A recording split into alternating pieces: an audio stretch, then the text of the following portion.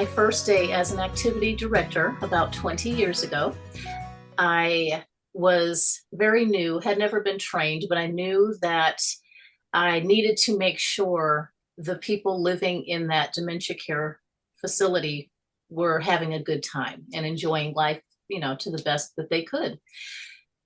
A lady was walking down, she was pushing her wheelchair, walking down the hall. And I was standing just in the doorway and I asked her, "Would you like to play a game with me?" And she said, "There's no one to play with." And I said, "But I want to play with you." And she brightened up. The scowl left her face. She brightened up and she came into the activity room. And at that point, I could see that she was still cognizant enough. She could still have a conversation with me, but she was lost in time. She didn't know what year it was, and she didn't know where she was. So she was also lost in space. We sat down. I tried to play Uno with her, but the concept it wasn't there. And I had little dementia training at that point. So I broke out a big puzzle, and she was able to work those pieces together. She actually taught me, you have to do the edges first. That's what she told me. You have to do the edges first. There was about 300 pieces in this puzzle. And it took us probably 2 weeks to get through it, but the end was there and the puzzle came together. Over the years, the pieces became bigger and the amount of pieces were smaller till it got to a point where there were about 10 pieces in a puzzle. And I worked with her every day. She never went back to her room unless it was time to sleep. And that was an issue because she didn't like to take showers either. And she wanted to wear the same outfit every single day. And it was like stinking, right?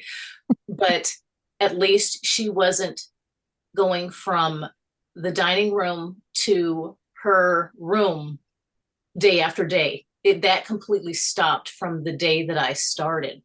And I remember the caregivers and the one family member that would come to visit would say, "Well, she never comes out of her room. How did you get her out of her room?" But it was just that I said, "I want to play with you." And that somehow triggered something in her mind. And she was there with me every single day that I was at the community. So, and even on the weekends when I wasn't there, or whatever day I'd have off, she would be in that activity room and everyone knew this is the puzzle lady. And, again, over the years, we watched her slowly decline until, it got to the point where she was on hospice and she slowly transitioned away from us. But that will always stick with me. I will always remember her. I remember what she looks like, and I even have pictures of her because during the activities, I would take all these pictures. And so I've kept some of those over the years. And so that was my Ruthie. Well, hello, this is Gina. And this is Don with Focused Healthy Family. And this is podcast number 115. Today we are talking to Jennifer Awinda, aka Empress Ivory, and Storybook Empress, authors and advocate for seniors and end-of-life doula. Before we get into our conversation, we'll pause for our sponsor.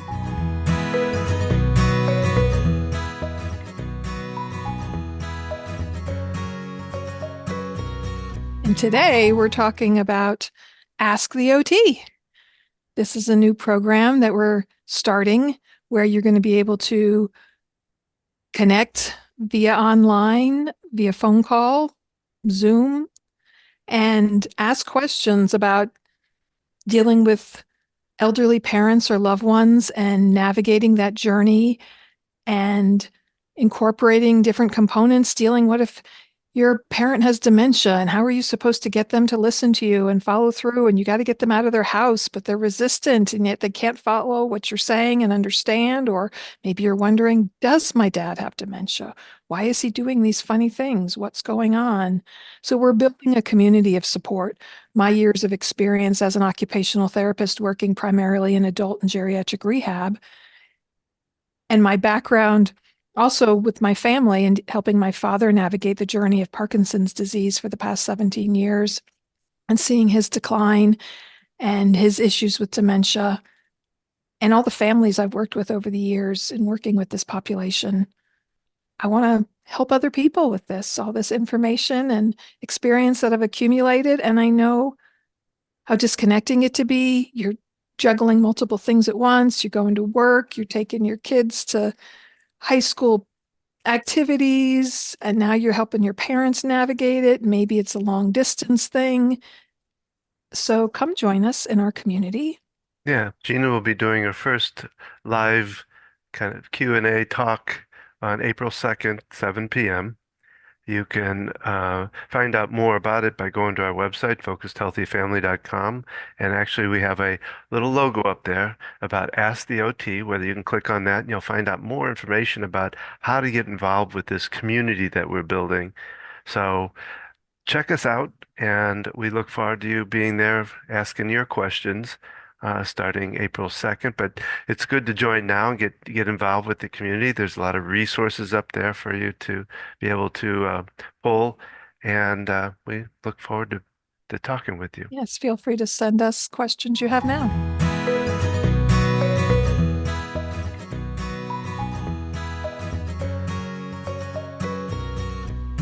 And we are back. And Jen, it's so great to have you here today. Thank you.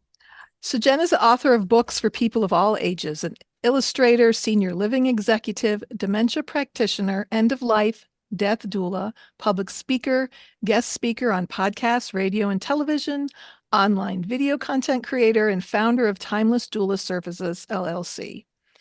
Jen Awinda is here to serve others and spark conversations around taboo topics. She sometimes writes under her given name, Jennifer Awinda, as well as her pen name, Empress Ivory. She has a series of animations, books, and training tools that incorporates dozens of publications she's written for her love of writing, speaking, and teaching. And her newest publication is Navigating Senior Care, Dementia, and Dying, is a handbook for the final chapters of life. So welcome. I am so excited you're here. Thank you so much. I loved the story that you told because it brings me back to the first time I worked with a dementia patient as a young OT, and just when you don't know it, that's just so beautiful that you just said, will you play with me? I mean, how simple is that? And that helped her connect, because I deal with that every day when I work in memory cares, trying to get patients to engage in exercise with me. You gave me a new idea. So Well, I was kind of amazed by the fact that you were able to do how many weeks, so over several weeks, keep a puzzle together in a facility without it being somebody else coming along and taking it apart, or. that's a common thing in facilities. There's tables filled with puzzles everywhere I work. Yes, and some things have to be locked up, Ah, especially if the pieces are small, because Mm. then people can eat them. Okay. But when it's much easier when the community has people of different stages of dementia in different areas, when they're all grouped together, that end stage versus that early stage, it makes Mhm. it a bit more challenging, because then you gotta, the beads can't be out, right? Even if they're large beads, they still can't be out. But Right. with that early stage, some of them still understand dangerous situations. Right, right. I observe that all the time because I work in a place with independent living, and they've got their puzzle tables and the assisted living, and then there's memory care, and that's a little more directed. They take it out to do the activity. I'm trying to think, maybe an individual in memory care might have their own puzzle table in their room, so it's definitely a little Yes. different perspective on that. So the one thing I wanted to start with, I have a million questions, but um, when did your interest in senior care begin? I have, well, had 3 out of 4 of my grandparents. Each had a different condition that caused dementia. Okay. My grandmother on my mother's side, my maternal grandmother, she had Alzheimer's dementia. My Mhm. maternal grandfather had Parkinson's dementia. And then my paternal grandmother had vascular dementia. My paternal grandfather, he was clear until 98. I actually did a YouTube video interviewing him, because he was just he was amazing. World War II, all of that stuff. So when I visited my maternal grandfather on his birthday, it was his last birthday. My children were small at that point, and we brought a cake with Oreo cookies because he loved Oreo cookies, right? He had Parkinson's, and he was at the end of his life. He was very rigid, hunched over in that wheelchair. Mm-hmm. And when I got there with the cake, the CNA, it was a long-term care, skilled nursing facility. It was a nursing home. Okay. So it wasn't an assisted living or a memory care facility. It was an actual nursing home. When we got there and I had this cake and, some balloons and things, the CNA said, he doesn't know what you're doing. He doesn't know anything. And I'm like, dude, you're talking about my grandpa here. I know what my grandpa likes. And if I turn on, the comedy, or if I do certain things, I know it's gonna, spark. He didn't have issues with, it wasn't an Alzheimer's dementia. It wasn't a memory thing for him, as much as it was all the other stuff, right? Procedural memory. Yeah. Yes. There's Exactly. a big difference. So, I was like, that's my grandfather you're talking about. And it really affected me. Like, how can you be taking care of these people and have no compassion? I was thinking, you have no compassion, lady. You don't know my grandpa. But, that's the emotional part of me, right? Sure. We took him outside, and when he saw that cake with the Oreo cookies, he actually reached out and grabbed for one. And he couldn't really open his hands, but he was able to grab onto that cookie, and he was trying to mush it into his mouth. And my kids were like, Grandpa, they were all excited and they're running around and, having a great time and stuff. But at that point, I knew there's more to life than just getting briefs and meds and meals. And I needed to try something to help, right? And so he passed away very shortly after that, but that's really when I started working in senior care. Okay. And yeah, that's kind of how I got into it. I love that. And what a sampling to have three grandparents with three kind of main types of dementia, and then one who's fully cognitively good training. intact. I know. I'm like, what a learning tool right there. Yeah. Well, and it also, I just thought here, because when you talk about the cookies, I don't know if you remember, Gina, but with my mom, she was in the last part of her life too, the last year or so of her life, but she had pretty heavy dementia. She had vascular dementia. I think she had an undiagnosed stroke where she had expressive aphasia, but she understood more than she could express. And some of the family thought she was totally out of it, but I could tell she wasn't. But one day we went over there with the kids. And like I said, most times she was kind of just kind of quiet. She was withdrawn, withdrawn because of her situation. And we brought in cookies, and she went, cookies, and it like her whole face lit up. She almost engaged with us for a little bit, at least at the time. And I just remember how she kind of went from this to cookies, because that's in our family, ice creams and cookies were huge things. Well, and having her grandkids there too, because she's that, grandmother. And she couldn't express real well, but I remember clearly, and I don't know exactly what she said or did, but that she was making sure the kids didn't take too many cookies, and just, she was able to indicate these things. In fact, before that visit, you and I went, and she had this confusion, and I knew she was wondering, where are the kids? And I knew how to answer her question. I guess maybe because of my years of experience, especially with strokes, understanding, she could understand more than she was able to express. So yeah, that cookies was a connection. It makes you feel so good. Yeah. When you're working with the cognitively impaired, and you get to, brighten them up, and when they come out of that shell, because a lot of times they're just they're withdrawn, like you said. And if you can get them out of that shell, even if it's only for a split moment, the joy that it fills you up with. Yeah. I mean, they're feeling the joy, but you're feeling it equally. So that's why I'm on this industry. That's Yeah. why it's hard for me not to be in this industry. How's that? Yes. Well, I was talking recently. I have a friend who's in her 70s, and I tell Don, I'm always assessing people's cognition. It's like I can't stop it. um, and I'm seeing her struggling a little, and I'm like, she's gone downhill cognitively. And I was like, I want to jump Yeah, in, and she's states away from where we live. And it's like, okay, Gina, at what point do you have to like separate from that? Because I just feel compelled to help people and be there and educate. You talk about Parkinson's dementia versus Alzheimer's dementia. That's a strong passion of mine because there is such a difference. And yeah, like people assume, like with your mom, she had vascular dementia.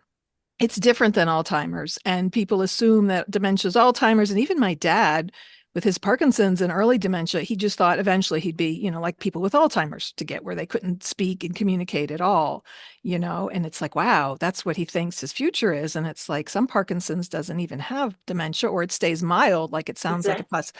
it did with your grandfather, right? It often doesn't even progress to an advanced stage. So yeah, I'm just passionate about that and helping people understand because, like you said, you can make connections with people, and just to assume they're out of it, especially someone with Parkinson's. I've been going through this with my dad. He's 82. He was diagnosed 17 years ago. He had, very mild symptoms when he was diagnosed. So it's been a long journey. But then when the dementia kicked in and surgeries and the dementia got worse, it's been a challenge and adventure, and but part of the challenge is he understands enough and is trying to figure out enough that it's almost harder maybe than someone who is in another time and place, like you see with Alzheimer's. So I could go on, but let's get back to Yeah. But learning that's more. important. Meanwhile, That's back at the important what you ranch. said though. Once, especially with that Alzheimer's piece, once they're past a certain point where they forget that they forget, it's a little easier to work with Yes. them as long as they don't have like, aggressive behaviors, right? Right. But like one lady in the community, I see her every day, and she is just so happy. And if she hears music, she's moving to the music and she's dancing, and I just love it. She always has this smile on her face, and Hmm. even if music isn't playing, she's kind of bobbing, dancing, walking around, But she isn't speaking. But still, Okay. it makes you feel good when you see her Oh that yeah. at least something inside she's happy, but she's at that point where she's forgotten that she forgets. Right.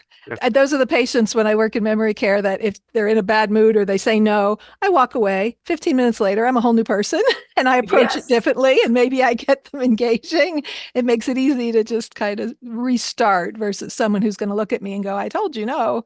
Well, exactly. that's where I think it gets tough for the caregiver because, the person who has that memory loss doesn't remember the bad stuff or doesn't, but yet the other person's still living it, the caregiver that has to still be there for him. So they suffer more because, and the other person Mhm. doesn't really suffer, which is good for them, but the caregiver, Right. It's and they get the frustrations there. Like, I told you this before. Why yeah, are we going through this again? Yeah. So I yeah. talk about that in my book because it's easier when working with professional caregivers because I can do dementia trainings with them and don't you remember I already said blah blah blah. But with families, they take it personal. Hmm. mhm, And so that's why I wrote it in this book. Like, these are some of the things to prevent agitation.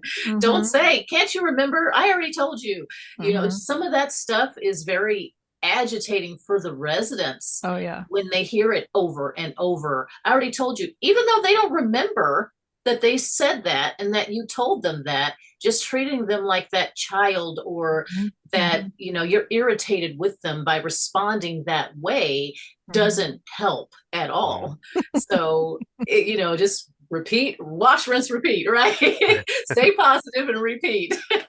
Yeah, yeah, yeah, everything you're saying, I'm just, I observe it. Working in assisted livings and memory cares and nursing homes, really, some caregivers get it. Sometimes I'm cringing at what they're saying. And yeah, like I've helped my mom with some of that, and she's learned it, from other people too. Um, yeah, because a lot of those agitations, if you back up, you can kind of see where there was a trigger. Yeah. And so it's really about preventing getting to that point. Yeah, and simple little things, right? But we're in the habit of we're caring for someone now, and we go to our caring for children, right? Because they cognitively are declining. And so I think people quickly fall into that role of sort of treating them like a child, and um, that respect piece. I see the impact it has, and as far as their independence and things. Yeah. Question. And some of the people are very proud still, even if they don't even if they don't have self-awareness, there's still some type of an ego in there and a pride. Mm-hmm. Some of the CEOs of companies and the rocket scientists I worked with at one point, Mm-hmm. they still, something inside them says, I'm this big bad boss, you Mm-hmm. know, don't tell me blah blah, or don't tell me how to do it. I'm going to do this, so it's, yeah, don't ever tell me no, right? If It I have helps. dementia, you tell me no, there's a trigger right It there. helps to Having grown know. in even if I was just the CEO of my own home, no one could tell me no. I was an adult. Right. I could do and go and whatever I wanted. So to revert back to childhood, or think you're a young adult and then other people treating you like a child and telling you no, that's going to be a problem. It Yeah. just doesn't help. It's so helpful to know their background. I always ask what you did for a living. I can almost Yeah. always pick out engineers.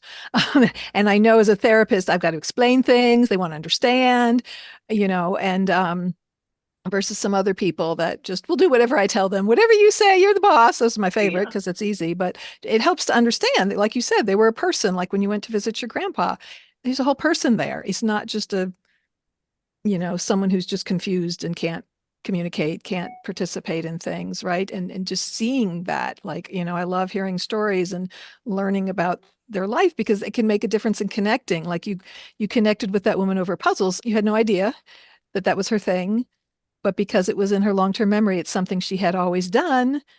She was able to do it even though she had other cognitive deficits. Just yeah, pulling from that long-term memory, that's a source of connection. And working with her, the one family member that would come, there were other families, but they were just far, right? And so I was told that as she raised her boys, they always had a puzzle table. This was something she did for decades. It She was was the really puzzle ingrained. queen. And I Mm-hmm. didn't know that. I had to figure it out because Right. we didn't have like the written social history. What does your mom like to do? We didn't have any of that yet. So learning, really a lot of my experience comes from one-on-one care, one-on-one working with the residents themselves. I mean, yeah, I've had to take all these courses and trainings and seminars and blah blah blahs, but I get more benefit out Mm-hmm. of working with them. They teach me stuff like every day. And Mm-hmm. that sounds kind of weird, I know, for some people. If you're not in a community, you if you're in there and you're working with them every day, yeah, you start learning stuff. Oh Oh, yeah. well, maybe I shouldn't say something like that, or maybe I should not ask, do you want to, and instead say, Right. this is what we're going to do. Come on. So all of that was self-taught Mm-hmm. by working with them and getting their response. No, I don't want to take a shower. No, I don't want to. And it was easier to say, come on, let's do this, than to ask, do you want to, for them Yeah. to say no. Sure. Sure. Oh yeah. I Yeah. yeah. I completely get what you're saying, and you're explaining it Yeah. very well for others out there. And Don, we want to include you because I know this is very much my world that we're Yeah. talking in. But these things, these little things are really big things. Well, I guess the question I have, what got you interested, or what the books that you've written? I love, I love, I mean, I haven't really gone through them, but too much, but I like the simplicity of your explanations, and I'm kind of curious as to where that came from. How did you decide that you needed to write some to explain that For to children young and children, where did that come from, or how did you get there? I've been writing books since I was 9 years old. okay. But I didn't start publishing until I was in my 20s. Okay.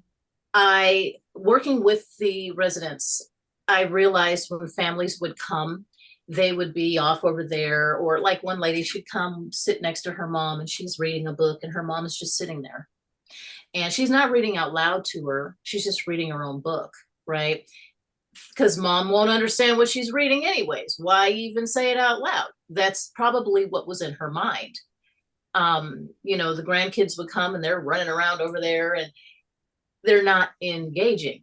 Mhm. Right. There wasn't and so I started pulling families in together. If you were coming to visit, we're going to do an activity together, especially if Mhm. there's kids there too. Oh, now we're going to have a great time. Break out Mhm. the balloons or whatever we got to do to get the little kids engaged with their loved ones so they can have some type of a quality visit, not just, you know, be there while that person is there.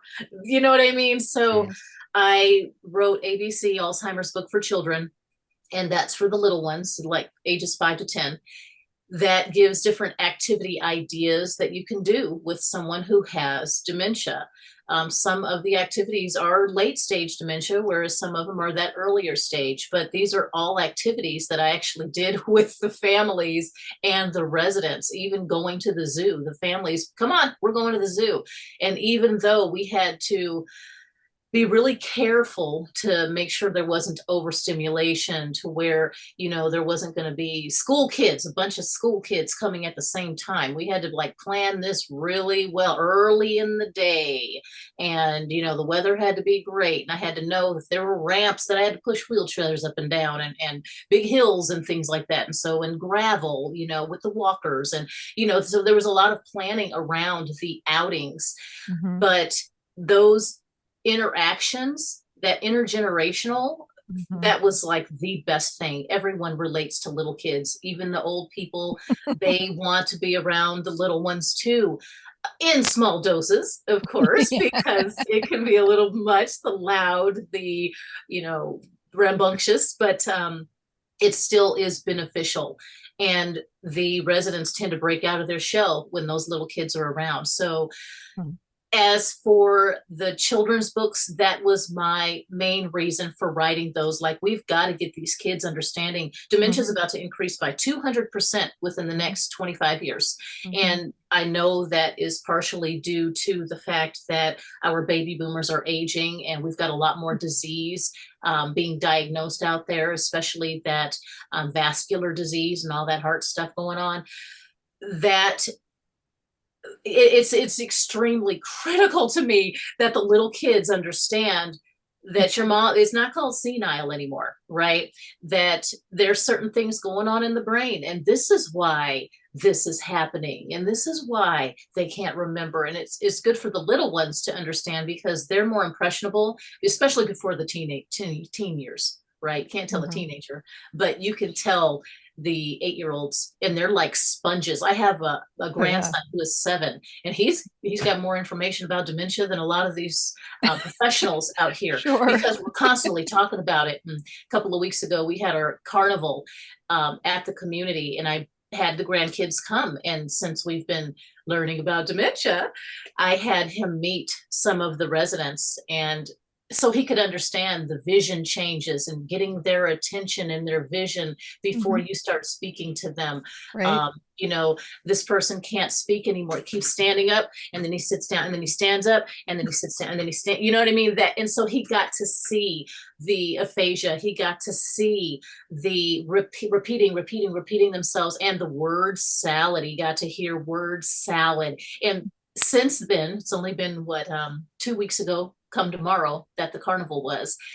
Since then, he's asking me about, oh, that person, he was doing blah blah blah. You know, I'm trying not to say any names, but he's Right. calling out specific people that I Right. introduced him to because there was something special that we were learning about that particular piece at that point, Right. right? Right. Right. Yeah, so it's important for the little ones to understand dementia because their grandparents, their parents, unfortunately, it's being diagnosed even younger, especially that FTD. Um, you know, for them to understand they're not crazy. Mhm. You know, this is brain failure, Mhm. progressive brain failure. And when you see certain things happening, you can see what part of the brain is affected at that point, you know? Yeah. So the children's books are very important to me.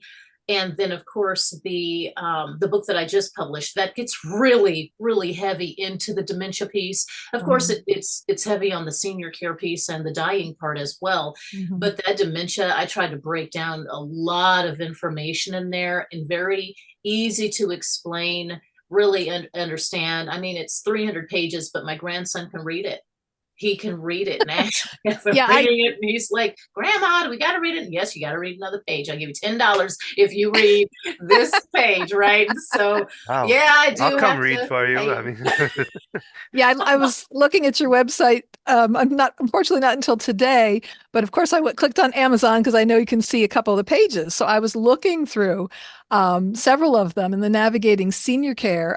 Yeah, just how comprehensive it was, and like you said, explaining things because the lingo, the terminology, even things like DNR. You and I completely understand working in the field, but explaining in a way for other people to understand, because to some people they have no clue what that means, or they make assumptions about what it means or doesn't mean, and so really spelling it out for people to understand. So I just, yeah, well, I was curious about FTD. I think a florist, but that there's another term for it, I would imagine. you mentioned, yeah, Yeah, What is frontal F? temporal dementia. frontal temple, yeah. Ah, Yeah, that one, I think the Bruce Willises and Wendy Williams, those main Hollywood or TV personalities, they have that FTD, and it affects people at a younger age. So I've had several people in the communities with FTD, and unfortunately it comes with behaviors, negative behaviors that often we can't work with, no matter the medication changes and the redirecting and trying this Mhm. and trying that. It's just really rough, and they want to put things in their mouth, and it's like, oh my gosh, it's really really hard to work with the FTD. They're strong, they're young. It's different when you got Alzheimer's and you're 85 years old, you're frail. Right, But right. when you're a big old, football player, and you've got, and you're young, Mhm. or yeah, there's a lot of different, I think this is the hardest thing. There's so many different things that cause dementia, and Right. people only really talk about the Alzheimer's. They're not aware that a severe stroke, or that, that Parkinson's can develop into dementia, or that FTD, or the Huntington's, all these different, the traumatic brain injury. Oh yeah. My son-in-law just passed away in January. He was a football player, and he was having really bad, very, very violent seizures. Oh. And yeah, in 2.5 years, these seizures, they were stopping his heart. And so he ended up having to be resuscitated several times until I, went to check on him, and he wasn't breathing and his eyes were open. And I was like, okay, it's CPR. Right. And so, unfortunately, he did not survive, but Wow. he could have easily, that if he had it, you could see the changes in the brain. It was going to develop into dementia after, decades of dealing with these very violent seizures. So he was only 31, six Hmm. foot six, and Hmm. big strapping guy, right? Hmm. So younger people are being diagnosed with dementia because of the traumatic brain injuries, or Hmm. because of the frontal temporal disease, or these other diseases that are causing dementia. But it's important for people to know that dementia is not Alzheimer's. Alzheimer's is one of the many things that causes dementia. Dementia is that umbrella term, that group of Right. symptoms of the confusion and changes in personality and behavior, and, not being able to take care of yourself anymore. So there's, 100 things potentially that cause dementia. Dementia is just the group of symptoms. Alzheimer's is just one of the many things that causes dementia. So I think that's really important to note. Yeah, it is. I worked in brain injury rehab early in my career, and yeah, just seeing people with different areas of the brain affected, and the temporal lobe is all about your impulse control and your. So yeah, people making bad decisions, being impulsive. It can be dangerous, like you said, the behaviors involved in that. So yeah, yeah. There's even, I mean, I know I was looking up types of dementia recently, and I saw the frontotemporal, and I'm like, okay, for some reason that's not in my background. Maybe they weren't talking about that 30 years ago when I was in college. As they understand more, they're adding to it. So, yeah. Um, Yeah, that's we're also definitely growing in that education piece as we work with people, and as different diagnoses come about, different things that are, developing into dementia. So mhm, it's enlightening when you go to the seminars and you're like, oh my gosh, that's another thing. Okay, I didn't know about that. And mhm. it seems to be unending, unfortunately. It's really scary. Yeah, and part of it is people are living longer. Yeah. And because we're living longer, we're exposed to more disease and things. And unfortunately, our environment is not improving because so many things, environmental toxins contribute. We know it contributes to Parkinson's disease, but there's kind of not much you can do about it because you've already been exposed, just as Yeah. things as simple as pesticides. So all of those factors with people living longer, yeah, we're, seeing more disease and Well, there's complexity to what else goes along with it, Parkinson's and dementia are, and I don't know if I could name all the different, but that's what we've talked about many times before, in these facilities, it's hard for a caregiver in a facility. They'd have to know the complexity of this patient versus the complexity of this patient to know the differences that are there and how to answer this one versus this one. There's a lot to that. yeah, and unfortunately, the nursing assistants, those people that are on the front line, the hands-on that spend the most time, have the least amount of education. And it's tough because, my favorite nursing assistants, they usually go back to nursing school to become a nurse because they are, self-educating and advocating and wanting to learn more and do more. Yet we need to educate those people at all levels to understand better because, the ones right there working hands-on, Yeah. it makes And that you touched on it when you said people are living longer. That is 100% right there. That comment is straight on. This time 50, 100 years ago, we weren't living to 100 and 110, Mhm. right? Most people were tapping out in their late 70s or 80s, something like that. And 90 was like, wow, you're 90. But Mhm. now we've got so many centenarians in the one community, Mhm. just several people over 100, and they've been diagnosed late into the age. And some of them, like that person that's diagnosed with Alzheimer's, that's usually they've had it for years and Mhm. then they're finally diagnosed. Mhm. But a lot of them don't even move into the community, so we don't see a lot of that research regarding the people that are at home. We see a lot of the community stuff as well. But Yeah. that living longer, that's part of the reason why the death doula piece was so important to me, because I needed to Mhm. connect with my own mortality. Mhm. And I see it every day in the communities. Yeah, some people are so sweet and they're happy and nice, but that's not how it is most of the time. Most of those people are like so confused. They don't know where they are. They're looking for something. They don't know what they're looking for. They forget what they went into that room for, right? And then they can't even retrace their steps like we would, because now they forgot, what their steps were before. So they're in a constant not remembering why they went into that room. They're in a constant state of that confusion, Mhm. and it's really rough for them. We have one person that is on chemotherapy. I'm like, he has cancer and he's like 90 years old and he has advanced dementia. You guys want to put him on chemotherapy for Mhm. cancer at this point when he's miserable? He Mhm. is a miserable, sad person right now because he's going through so much, right? And he can't really tell you.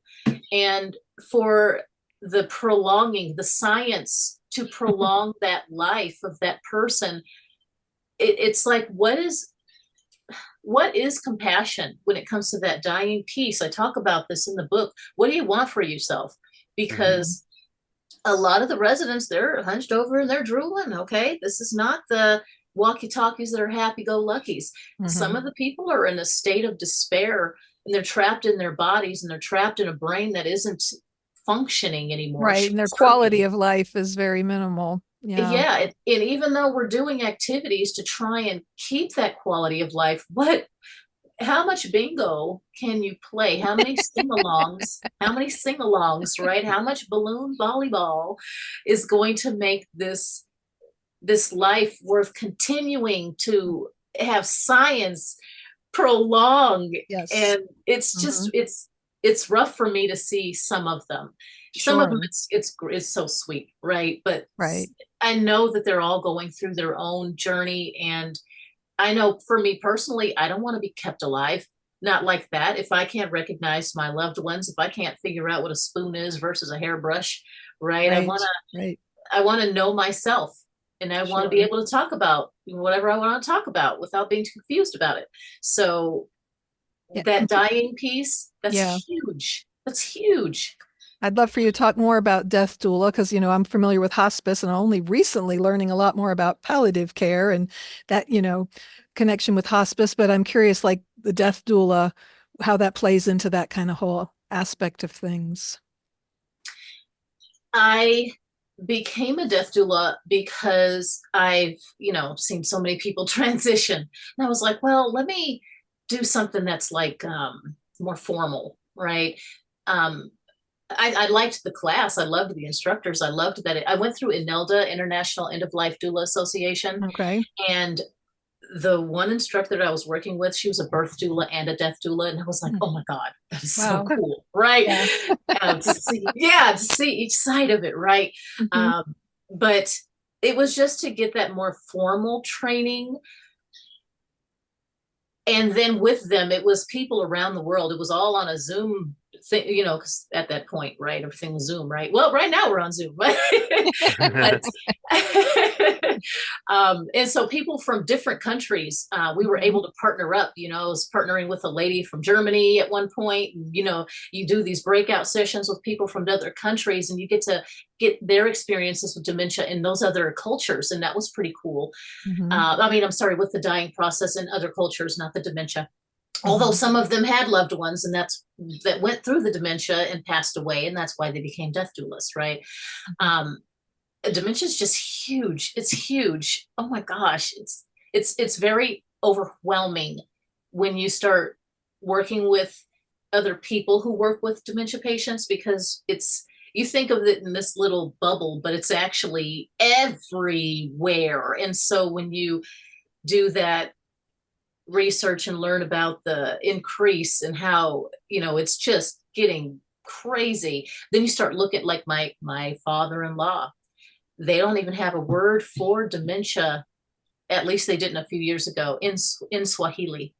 Oh. My father-in-law is from Kenya. My husband's Kenyan, and he had a severe stroke that, from what I hear about all this stuff, sounded like dementia to me. Sounded like that vascular dementia piece, right? The Alzheimer's isn't the prevalent one there in Kenya. It was the vascular or the chemically induced, that alcohol induced dementia, Mm. right? All that moonshine that they're making up in the hills, right?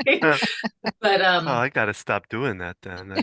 yeah, but to go through that end of life program, it really helped me to come to terms with my own mortality as well. It's like, okay, Mhm. I need to write down, this is what I want my vigil to look like. This Mhm. is what these are the things that I want to do before I tap out, right? Mhm. And do you want to be on life support, or do you want to blah blah blah, right? So Mhm. coming to terms with the fact that we are all human, everything, every tree and every bird on the planet, every fish has to die eventually, right? So, to think we're going to live forever, Mhm. no. And why would you, to see everyone that you love pass away?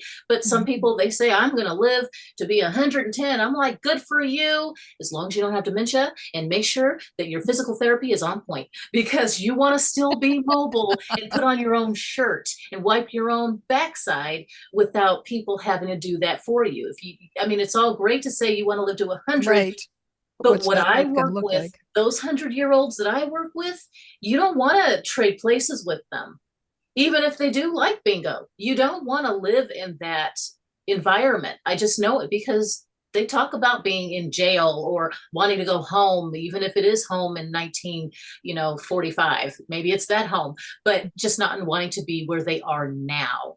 And so, anyways, that death doula, I thought it was important because I've seen so many people transition, and their families, I've got families pouring juice and water down that person's throat. And I'm like, dude, she's dying. She's passing away. Everything is Mm. shutting down. This is not the time to worry about hydrating and feeding them. She doesn't need a Mhm. feeding tube. Everything's shutting down. It's time to go. Mhm. And so it's really hard for science intervening in the natural processes. And so, of course, I talk about that dying piece a lot. Mhm. Figure out what you want, and make sure it's written down, notarized, everybody knows. Don't Mhm. just put it in a living will and put that in your safe. Mhm. Right? Yeah. You need to make sure everyone understands what you want. So yeah, helping families get through it, helping Right. the residents themselves get through it, because it's scary for some people. It's scary to talk about it. So what's the difference between a doula and hospice then, or is there a difference? Hospice, that is a Medicare benefit. That is, Medicare will pay for it.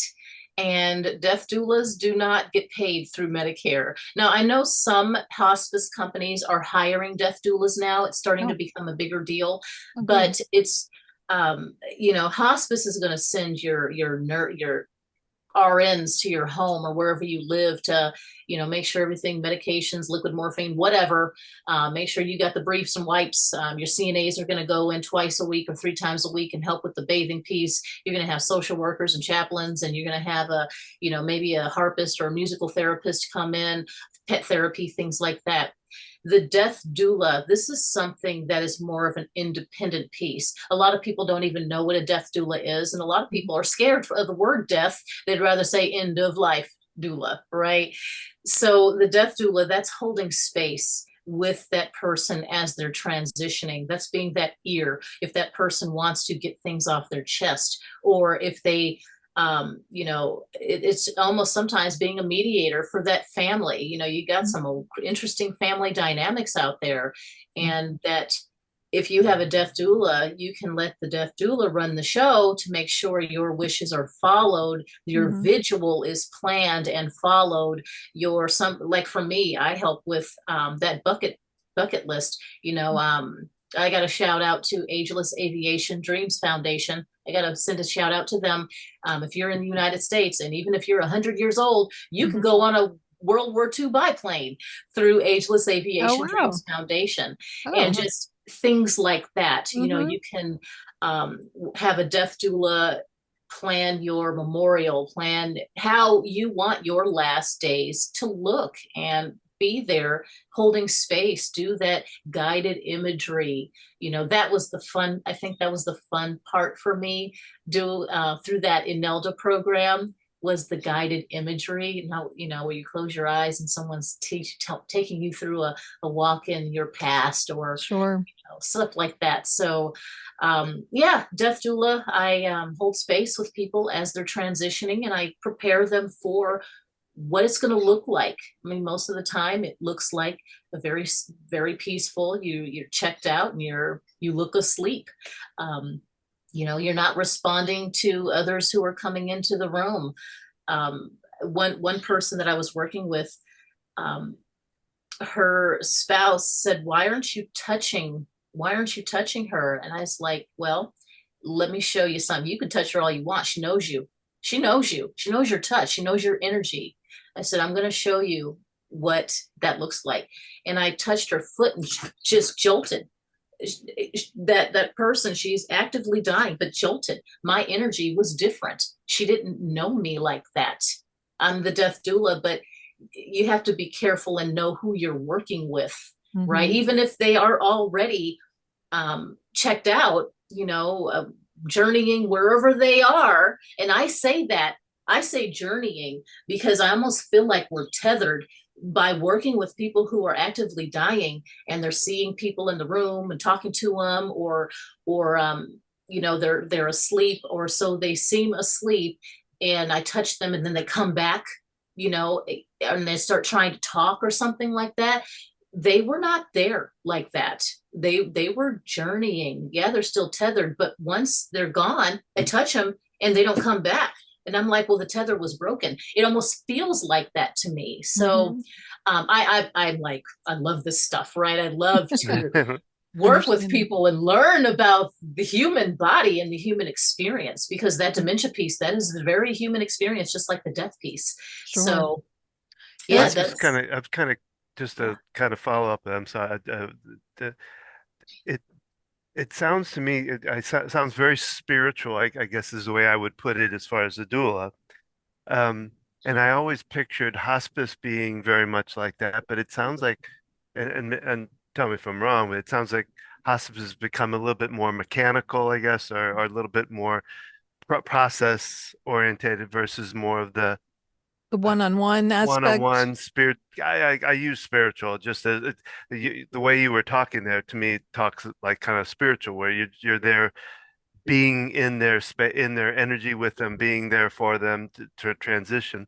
Whereas it sounds like hospice has lost some of that. I don't know if that makes sense or not. It's more medical. It's just hospice, it's more clinical, but that's also why they hire the doulas nowadays. That's why they hire the pet therapists and the, different um they try to Bring make that it. into it. Yeah. Yeah, they try to bring that humanity back in. Yeah. And Yeah. it sounds like you could be working with hospice and then hire your own death doula as well. Oh Because from yeah. what you described, it sounds like you're not only there in those last kind of moments, but also leading up to it, like being able to go on that final trip of something that they enjoy doing. So that there's Yes. two aspects to it. It sounds like the final moments as well as the planning for when you get there, even when you don't know how far away that is, kind of thing. Yeah. Because sometimes you know it's coming, but you have no idea. Could it be this month, or could it maybe not be for another year? So do you get involved in a variety of time frames, I guess, as a death doula? Mhm. And I almost consider it more like an aging dementia and death doula, because Okay. it's not just the dying piece, it's the leading up to it and working with those people who have dementia, and they really do need someone there to hold their hand. The family needs someone there to hold their hand. And so it's that aging dementia and death doula. Yeah, that's powerful. And it's just personally doing what I'm going through with my father. It's just like, okay, we need to explore this more because Yeah. just yeah, just so many thoughts on that. I'm learning so much just when you think you know a lot about dementia, right? There's always more to learn and understand. People working in different areas. I just want to look at my notes here. Yeah, just going back to some of your books, Decoding Dementia for Teens. I just looked at the chapter titles. Again, I was looking at Amazon, but I do plan to get a lot of your books. It looks like could be helpful for even more than just teens. That's actually the book I have my 7-year-old grandson reading, Decrypting Dementia for Teens, because it's one, I made the font really large because with the youngsters, if they see big print, they're, oh, I can get through that page real fast, Right. It doesn't right? look When as it's larger overwhelming. print. Um, and then it's so just cut and dry. This is this, that is that. That's how it goes. So he at 7, he thinks he's a teenager anyway. He's actually getting pimples. I'm like, how are you getting pimples when you're only 7? But things happen faster in the new millennium, apparently. So he's reading that one.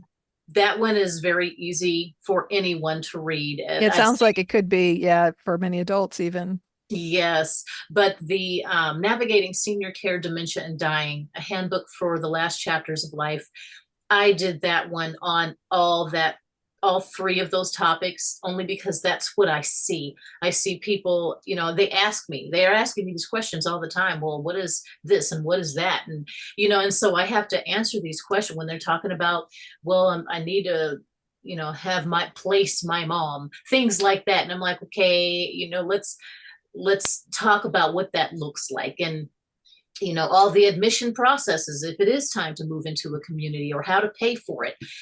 That stuff is in the book under that senior care, under that first part. The dementia part is, again, it's very extensive. We do a brain tour so you can understand what's going on, why that person isn't eating anymore, why they're lashing out, what it's like being married to someone with dementia versus being the adult child. And then we get into that dying piece, because it's important. And I dedicated this book to my son-in-law, even though he wasn't a senior. He hadn't developed dementia yet, but he passed away ultimately. And this is only 3 months ago. It was on January 10th, that he Mm-hmm. took his last breaths, and he was only 31. Mm-hmm. I got a copy of the book.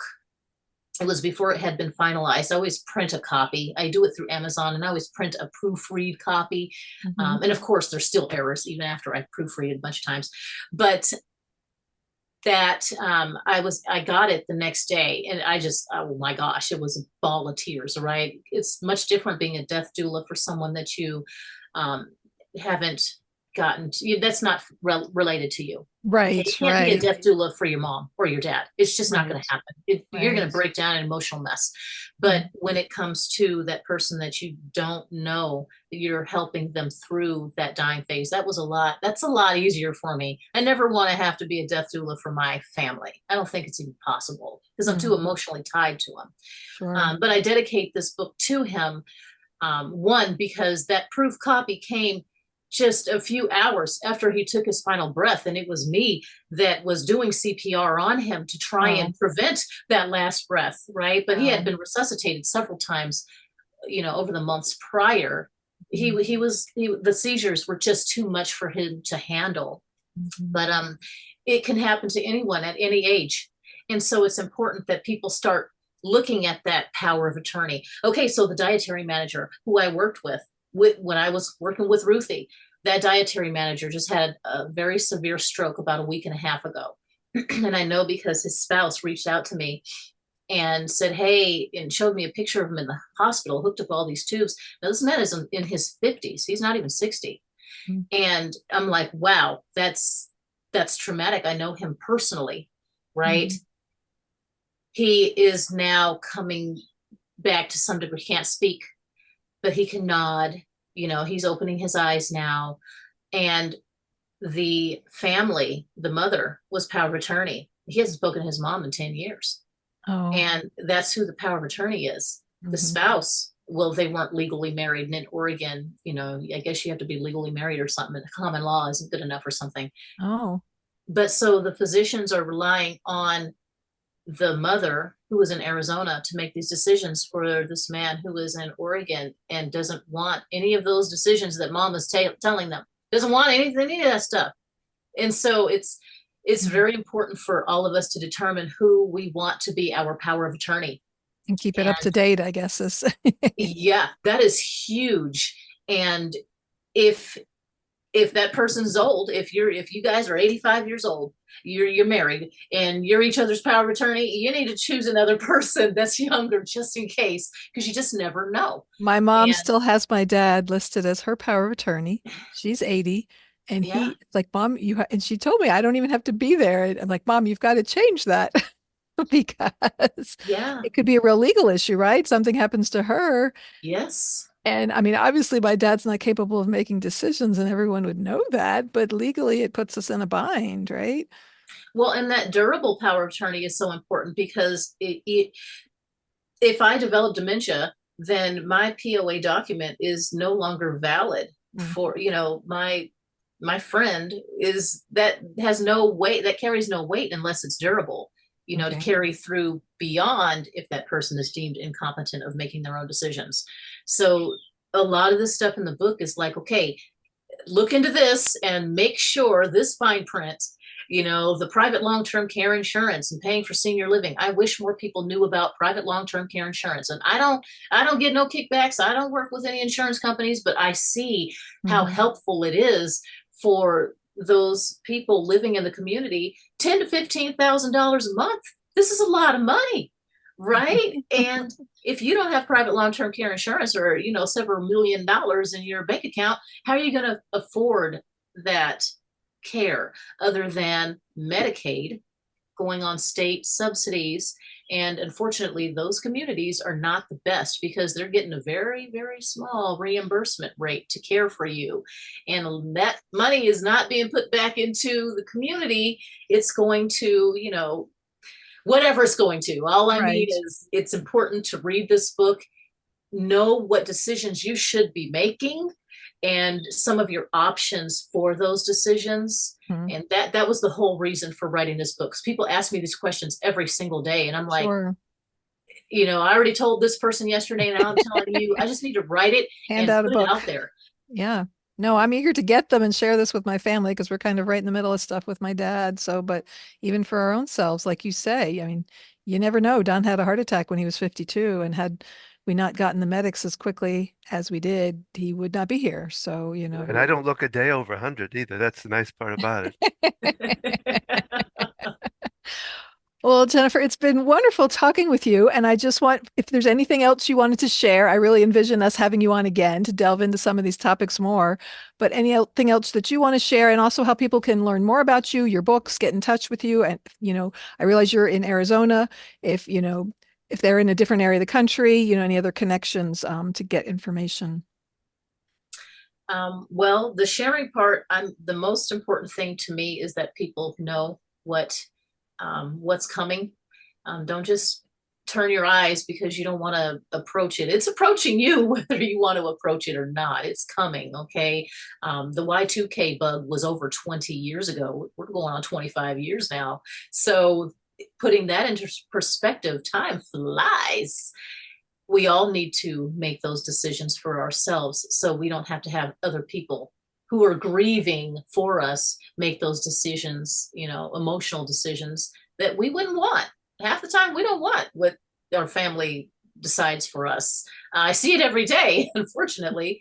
But yeah, so my books are available on Amazon. The website I have is jenniferawinda.com, JenniferAwinda,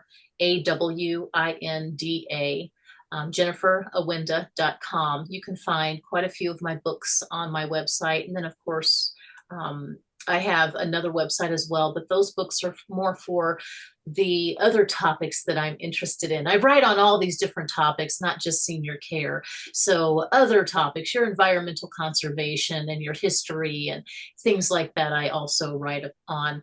And then my culture, I'm a Rasta woman. I have been for, 40 years and got long dreadlocks, that kind of Rasta woman, right? I write about that because a lot of people don't understand what is Rasta, what is Rastafari, I've already that got kind of questions, stuff. but we won't go down that road. But yeah, so definitely check out that book. I did write a book last year that is hard, really hard for a lot of people to read. The cover is of, well, I had to have someone generate the cover, but explaining it, it's of one of the residents at 6 o'clock in the morning. This is when I started as the manager of a dementia care facility. And I got a picture of a resident at 6 o'clock in the morning that third shift left. Like, we're not dealing with that. She was on the floor, half naked, covered in feces. She's confused. She has dementia. Clean her up, take care of her. But no, they were like, we're just going to leave it for the next shift to handle. And unfortunately, that kind of stuff happens a lot in these long-term care communities. So the cover is hard to handle. The content is stories, 100 stories of industry partners and what they have experienced working in senior living communities and what it's like to not just live there, but to work in one, and what that money is for, that $15,000 a month that you're paying and things like that. So cold hearts, warm bodies, the secrets inside of assisted living. Yeah. It's hard to swallow, but ultimately people need to know. People need to know this stuff. Thankfully, we just got some legislation changed in the state of Arizona that will mandate, get this, dementia training in dementia care facilities. Isn't that Such yeah. novelty. I know, right? It sounds like it should be obvious, but that's Yeah. wonderful that that's happening in Arizona. I'm not even sure what's mandated in North Carolina. I'll have to dig into that for myself. As an OT professional, obviously, I do that kind of training all the time, but I've also had classes in it. I love that you've shared all this about yourself, the other books you write. I want to definitely purchase all these books because I want to read them. And, that's kind of our role here is we want to help other people. Part of what we see ourselves doing for others is helping them find these resources. And like we have a list of a collection of resources. We're building a community for caring for aging loved ones, a community of support. And, it's like, I'm going to write a book as well. Yet I also know there's lots of stuff out there already. And, this is where you can find this information and this information, and being that source of, for people. So I appreciate that. We will share links to all those things you mentioned here on the show as well. Any last parting thoughts you have for our audience or any? No, but I thank you so much for having me on. You can tell I can talk about this stuff all day. I can write lots and lots of books about it. So it's a Well, we passion. definitely will invite you back. we're kind of working on that now as far as the who we want to have back and all of that. So, but that's our podcast for today, and we thank you for being here, and we hope that our audience has enjoyed this. We'll have more information um, about Jennifer up on the description. Her books and all that will be up there. And if you want to find out more about Gina and I and what we do, and you can check us out on Instagram, on Facebook, at our website, focusedhealthyfamily.com. You can join us for uh, our Ask the OT. Thank you. And Thank you. the caring for aging parent community that we are now creating. We did some Ask the OT live question and answers, and we'll be doing more of those for the general public, as well as really growing that in that community and people to join that. And finally, check out our Tuesday tips. We have our regular podcast, which just goes on Thursday, but on Tuesdays we do a simple podcast with tips for parents. And remember, how you speak to your children, your parents, your family, shapes their future and yours.